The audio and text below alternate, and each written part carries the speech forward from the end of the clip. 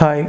இன்றைக்கி நம்ம என்ன பார்க்க போகிறோம் அப்படின்னா மொமெண்டம்னா அதுக்கு பெரிய டெஃபனிஷன் அந்த மாரிலாம் நம்ம வச்சுக்கணுன்னு என்ன கேட்டால் நான் சொல்ல மாட்டேன். என்ன கேட்டால் எனக்கு மொமெண்டம்னா நமக்கு எந்த அளவுக்கு நம்மளோட ஓன் வேர்ட்ஸில் நம்ம அண்டர்ஸ்டாண்ட் பண்ணுறதுன்றது தான் முக்கியமான ஒரு விஷயம்.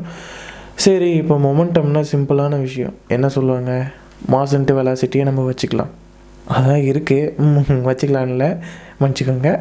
Mass into velocity. அப்போ மாஸ் இன்ட்டு வெலாசிட்டினா சிம்பிளாக என்ன சொல்லுவோம், மாஸ் இன்ட்டு வெலாசிட்டி.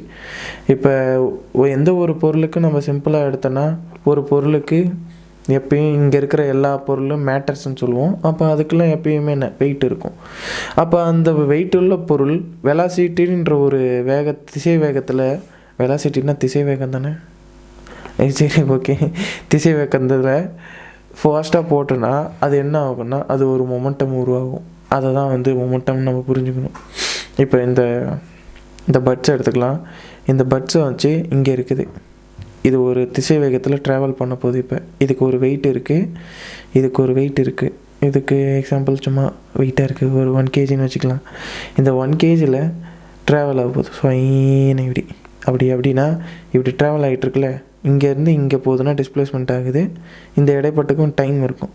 ஸோ அப்படின்னா டிஸ்பிளேஸ்மெண்ட், டைம் டேக்கன், மாஸ் இருக்கிறதுனால இது ஒரு மொமெண்டம் நம்ம கருதலாம்.